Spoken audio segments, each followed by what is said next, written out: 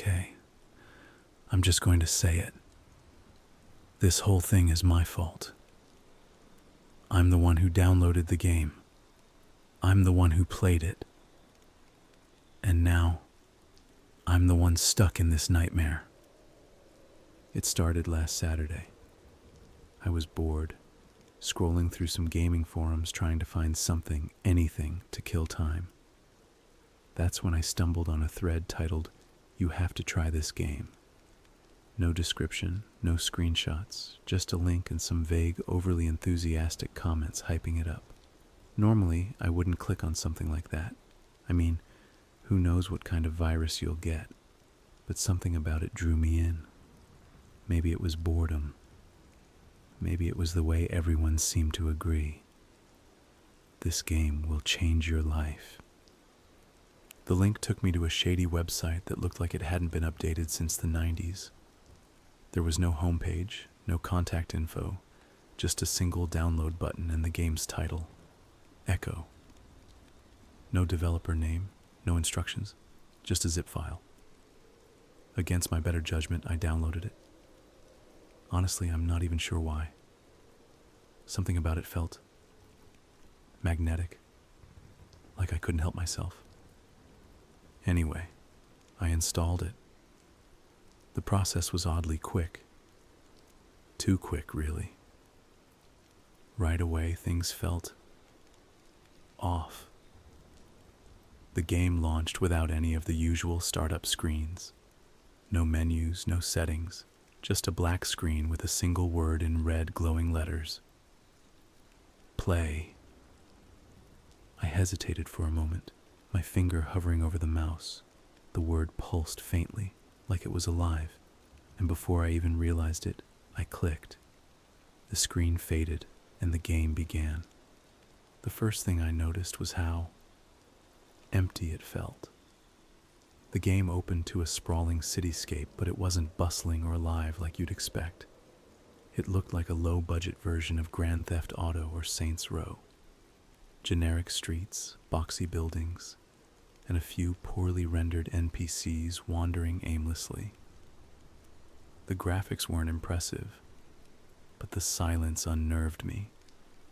No music, no background noise, just the faint hum of static that made my skin crawl. I took control of my character, a faceless, featureless avatar, and started exploring.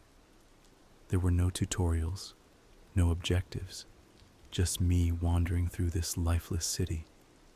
The NPCs didn't react to me at all. They shuffled down the sidewalks with jerky mechanical movements, their heads slightly bowed. I tried walking up to one, pressing random buttons to interact, but nothing happened.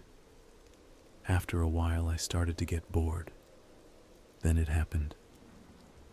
One of the NPCs, a man in a gray hoodie, stepped off the curb and into the street. At first, I didn't think much of it. Then, out of nowhere, a car came barreling down the empty road.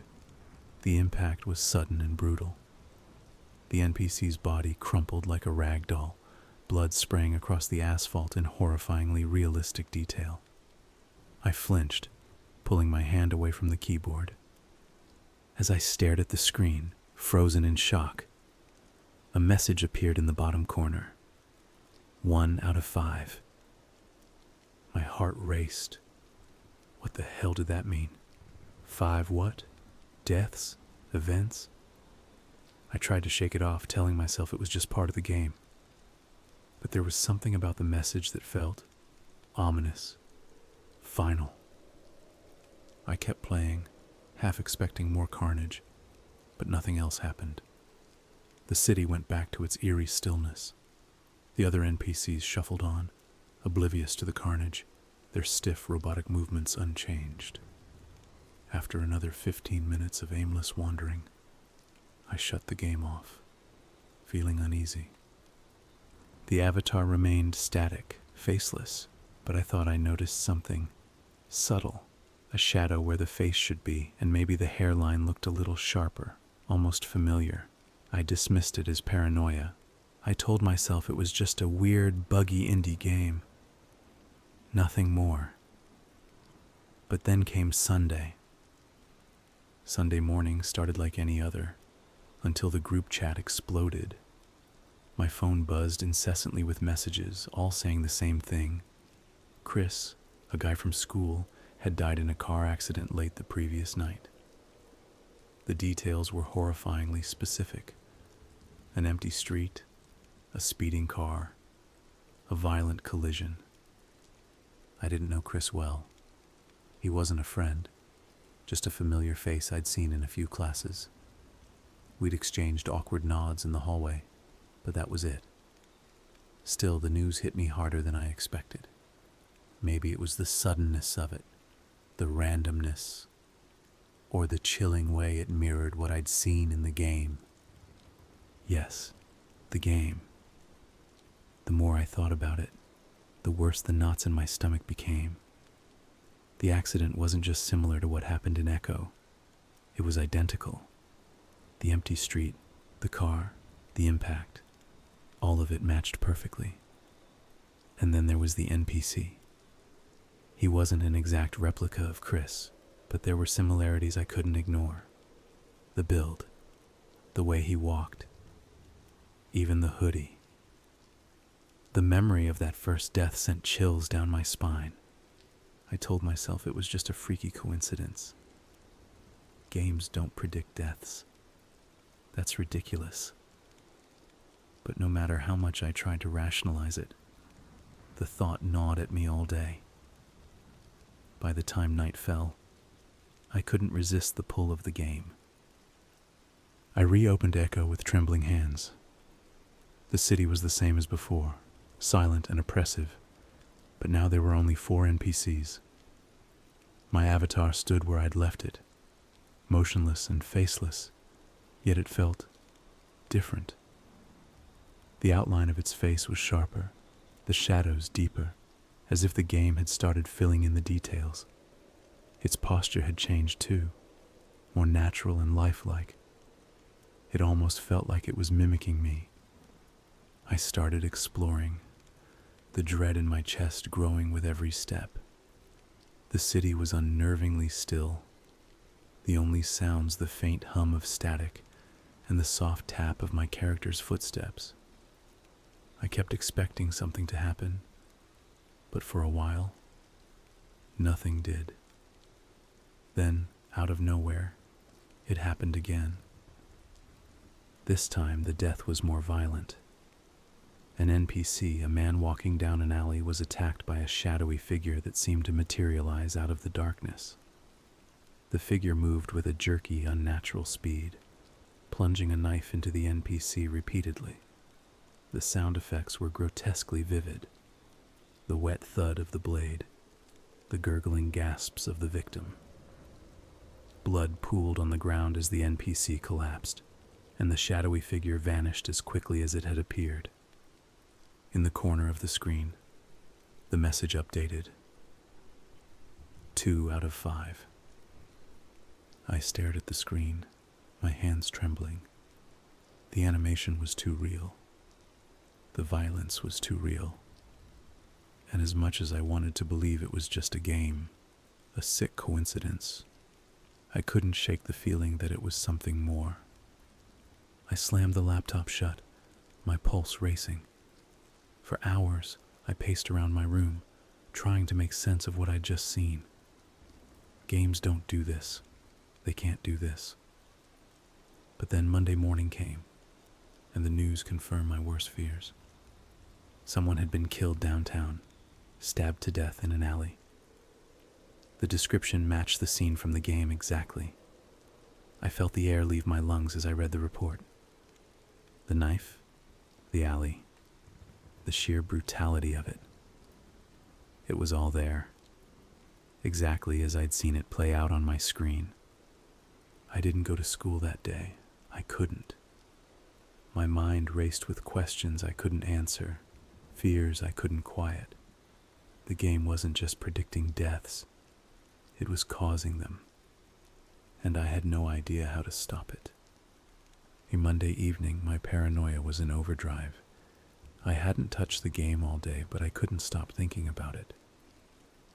My mind replayed the deaths over and over. Chris in the street, the man in the alley.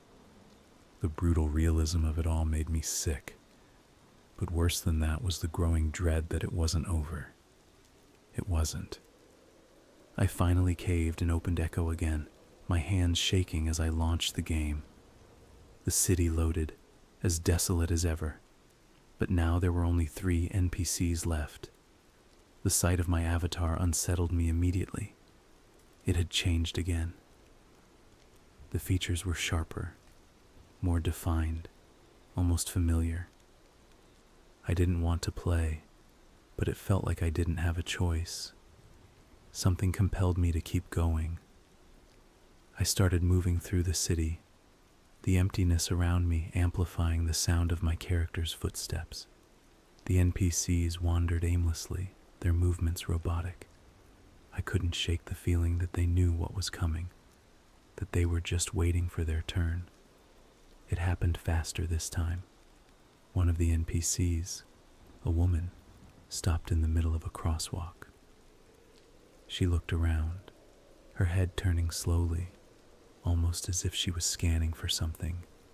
Then, out of nowhere, a shadow appeared behind her. It wasn't a figure this time. It was something else, something monstrous. The shadow morphed and shifted, its edges flickering like static on an old TV. It reached out, engulfing the woman. Her scream echoed through the city, piercing and raw. The animation was terrifyingly detailed. Her body twisted unnaturally, her limbs bending at impossible angles before she crumpled to the ground. The shadow disappeared, leaving nothing but her lifeless form. The message in the corner updated. 3 out of 5. I slammed my laptop shut, my heart pounding. This wasn't a game. It couldn't be. The deaths were too real, too vivid. And the message, that goddamn message, felt like a countdown. Tuesday morning brought the confirmation I dreaded. The news reported the death of a woman downtown. She had collapsed in the middle of a crosswalk. Witnesses described it as a seizure, but the details were eerily similar to what I'd seen in the game. The way her body contorted, the way she screamed. It was all the same. But it wasn't just the news that got to me. It was the woman herself, her face, her voice. I recognized her. It was Lisa, a friend I'd known since middle school. She wasn't a stranger. She wasn't just another face in the hallways. She was someone I cared about. Someone I'd laughed with, confided in. And now she was gone. I barely made it through the day. My teachers' voices were a blur, their words meaningless.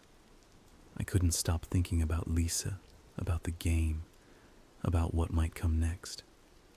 I didn't want to play again, but deep down, I knew I would. I didn't have a choice. That night, I launched Echo again. My avatar greeted me on the screen, its features almost identical to mine now. The resemblance was uncanny, down to the shape of the eyes, the curve of the mouth. It felt like the game was mocking me, twisting me into its story. Only 2 NPCs remained. I moved through the city, my hands trembling as I gripped the keyboard. I wanted to stop, to shut the game down and pretend none of this was happening. But something kept me going. Some part of me needed to see what would happen next. The remaining NPCs wandered aimlessly, their movements jerky and uncoordinated. I tried to avoid them, to delay the inevitable, but it didn't matter. The game had other plans. One of the NPCs, a man, stopped in front of a burning building. Flames licked at the windows, smoke pouring into the sky. He hesitated for a moment, then stepped inside. I wanted to stop him. I tried to move my avatar to do something, but the controls didn't respond. All I could do was watch as the man disappeared into the flames. The building collapsed moments later, the sound of crumbling bricks and roaring fire deafening. The screen updated. 4 out of 5. I stared at the screen, my hands numb. I didn't want to know who it was this time. I didn't want to check the news. By the time I reopened the game, I felt like I was walking into a trap of my own making. My hands trembled as I hit play, but the pull was irresistible. The city loaded as usual, but this time the air felt different, heavier. The emptiness of the world seemed suffocating, and every sound, even the faint hum of static, set my nerves on edge. Only one NPC remained now. I moved my avatar cautiously, each step feeling like it echoed too loudly in the silence. The street seemed narrower than before, the shadows longer, as if the city itself was closing in on me. The NPC wandered aimlessly, their movements robotic, almost resigned. I couldn't shake the feeling that they knew what was coming, that they were waiting for their turn. Every time I moved closer, they seemed to shift further away, as if teasing me, prolonging the inevitable. It was maddening. My avatar's reflection in a nearby window caught my attention. It wasn't just a vague resemblance anymore. It was me. Every detail, down to the shape of my eyes and the scar on my eyebrow. Even the way it held itself felt identical. The realization hit me like a punch to the gut. This was no longer just a game. This was a mirror. I tried to move the avatar away from the NPC to avoid the inevitable, but the game wouldn't let me. The controls felt sluggish, unresponsive, as if the game itself was fighting me. My movements dragged like I was wading through thick mud, each step requiring more effort than the last. The last NPC stopped walking and turned to face my avatar. They tilted their heads slowly, unnervingly, as if studying me. The tension was unbearable. I wanted to look away, but I couldn't. Then the screen went black. A single line of text appeared. Final turn. I waited, my heart pounding so loudly it drowned out everything else. The screen stayed dark for what felt like an eternity. Then the city reappeared, but it was different. The buildings were gone, replaced by an endless expanse of darkness. The only things visible were my avatar and the NPC, standing a few feet apart. I tried to move, but the controls still didn't respond. I couldn't even rotate the camera. All I could do was watch. The NPC stepped forward, their movements fluid and human-like. They raised a hand, pointing at my avatar. The gesture was slow, deliberate, and chilling. I could feel my pulse quicken as I stared at the screen, unable to tear my eyes away. Then, in a voice that sounded distorted, yet unmistakably my own, they spoke. "Your turn." The screen cut to black again, and this time it stayed that way. No message, no exit menu, just silence. I tried to close the game, to force quit, but nothing worked. Even the power button seemed to lag. I had to shut my laptop down completely, my hands trembling as I pressed and held the key. The next day I couldn't focus on anything. The events of the game played on a loop in my mind. Every detail burned into my memory. The final words of the NPC haunted me. "Your turn." What did it mean? Was it a threat, a warning? I didn't want to find out. I avoided the game for as long as I could, but by nightfall, the compulsion to open it was unbearable. My laptop felt like it was staring at me, daring me to see what came next. I paced around my room, trying to ignore it, but the thought burrowed into my brain. With trembling hands, I reopened Echo. The game didn't load a menu or the city this time. Instead, I was greeted by my own face, staring back at me from the black screen. It wasn't a reflection. It was the avatar, fully detailed, identical to me in every way. Every blemish, every flaw, every nuance of my expression was there, staring back at me. The words, "Final Turn," appeared below it, glowing red. I tried to move, to exit the game, but nothing worked. The screen was locked on my face, unblinking, as if waiting for me to do something. The silence was oppressive, the lack of action maddening. I felt like the game was mocking me, daring me to make a move. I knew then that I couldn't escape.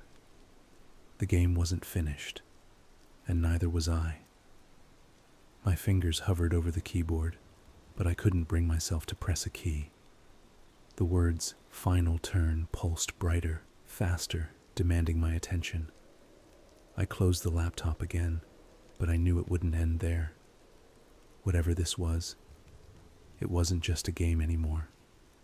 I stared at my laptop, its closed lid reflecting the dim light of my room. Every fiber of my being wanted to pretend it wasn't there, to shove it into a drawer and move on with my life. But deep down, I knew that wasn't possible. The game wasn't done with me. By midnight, the weight of my thoughts became unbearable. I opened the laptop, the glow of the screen piercing the darkness. The game launched automatically, no desktop, no other programs, just echo. The screen was black at first, then flickered to life with a familiar sight. My avatar. Except now, it wasn't just a resemblance. It was me, down to the smallest detail, the freckle on my left cheek, the slight crook in my nose. It wasn't just a reflection. It felt alive, and it was staring directly at me. The words "Final Turn" flashed on the screen again, brighter this time, pulsing in a rhythm that matched my racing heartbeat. I tried to move the avatar, but the controls didn't respond. Instead, the screen began to shift. The darkness around the avatar faded, replaced by a room. My room. Every detail was there.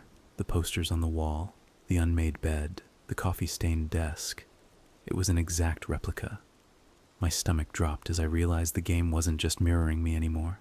It was watching me. Then the door in the game, my door, creaked open. My avatar turned toward it, moving without my input. The camera angle changed, shifting to show the hallway beyond. It was dark, but something moved in the shadows. A shape, humanoid but wrong. Its limbs were too long, its movements too jerky, like a marionette controlled by a sadistic puppeteer. The thing stepped closer, its head tilting unnaturally as it stared at my avatar. I felt my breath catch as it raised a hand, pointing directly at the screen. At me. Then the power went out. I sat in the pitch-black room, the silence so complete it felt like a physical weight.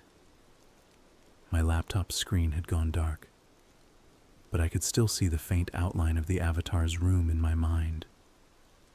My room, and the thing standing in the doorway. I told myself it wasn't real. It couldn't be real. But the hairs on the back of my neck stood on end as I heard it. A soft creak, like a footstep on the floorboards outside my door.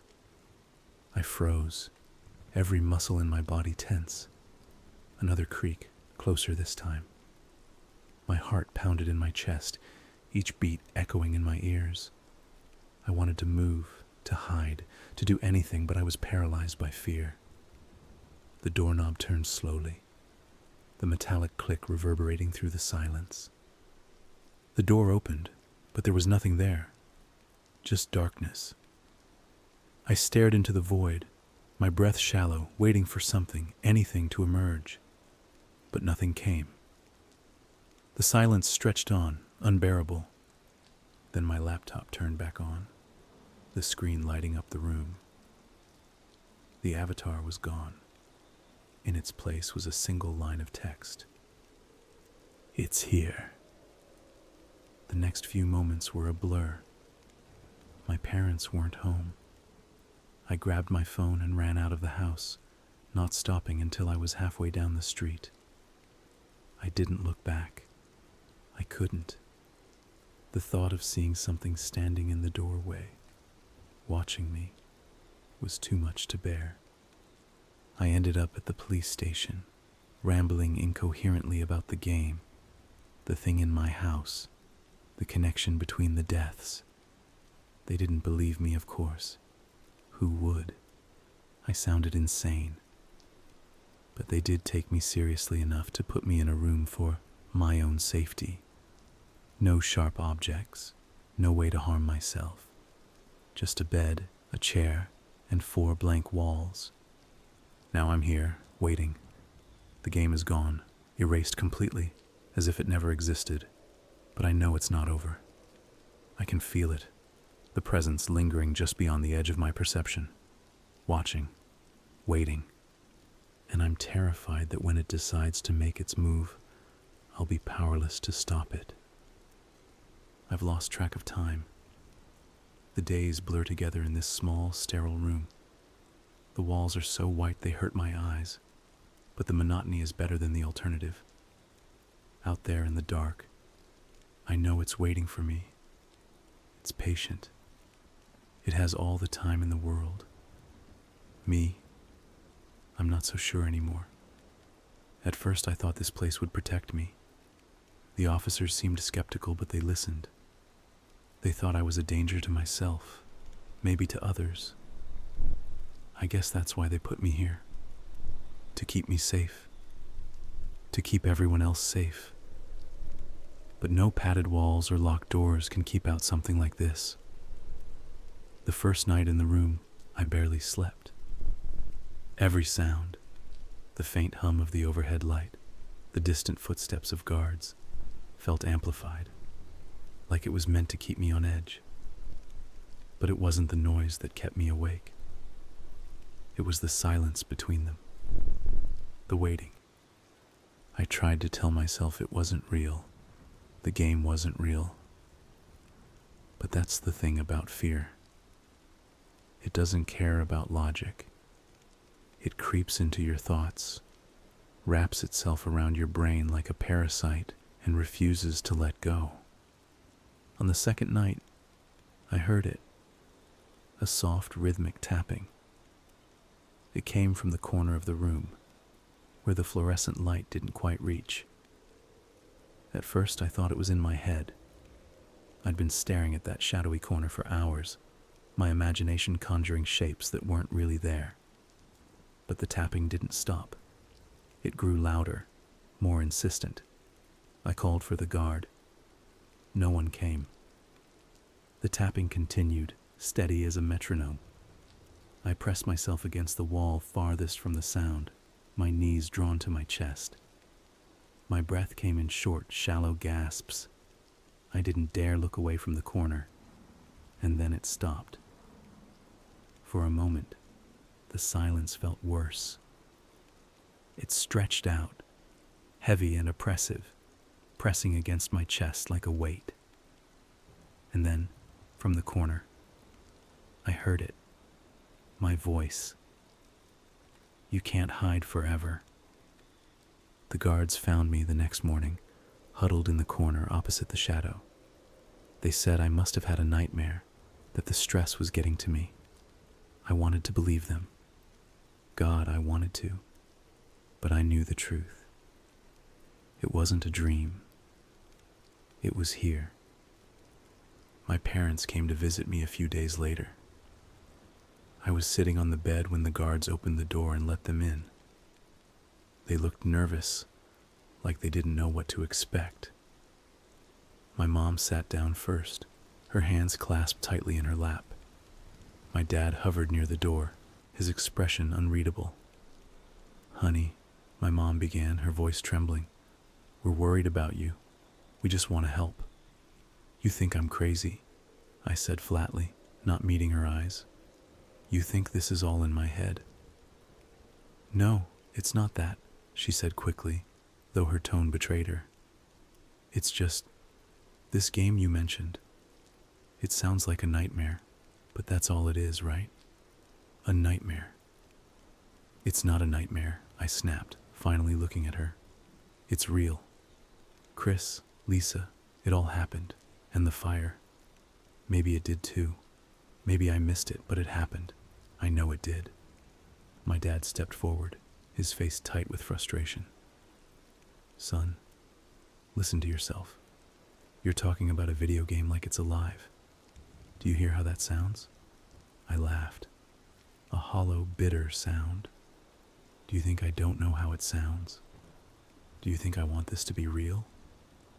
I've seen things you wouldn't believe, things I can't explain. But it's real. It's all real. They exchanged a look, one I couldn't quite read but hated all the same. My mom reached out, her hand trembling. Maybe if you talk to someone, they could help. A doctor. Someone who can help you make sense of this. I pulled away, retreating to the corner of the bed. You don't understand. No one does. And when it comes for me, you'll see. You'll all see. My dad shook his head, muttering something under his breath before ushering my mom out of the room. The guards closed the door behind them, leaving me alone again with the white walls and the shadows. The following days, weeks, I'm not sure, were worse. I'd wake up to find new scratches on the walls, long, jagged marks that hadn't been there before. The guards dismissed them as self-inflicted, but I knew better. I could feel its presence, the way the air seemed to hum with anticipation whenever I closed my eyes. Sometimes, in the dead of night, I'd hear whispers. They came from everywhere and nowhere, overlapping voices that seemed to seep through the walls. Some sounded like people I knew. Others didn't. You shouldn't have played. It's your fault. Your turn. The whispers always ended the same way, with a low, guttural laugh that made my skin crawl. Today, I've decided to write this down. Maybe it's for me, a way to cling to some semblance of sanity. Maybe it's for whoever finds it when I'm gone, because I'm starting to think there's no way out of this, no escape. The game wasn't just a glitchy indie horror. It wasn't even a curse. It was a doorway, and I opened it. Now all I can do is wait. Wait for the shadows to grow longer. Wait for the whispers to get louder. Wait for the thing that used my face to come and finish what it started. My only hope is that when it comes for me, it'll be quick.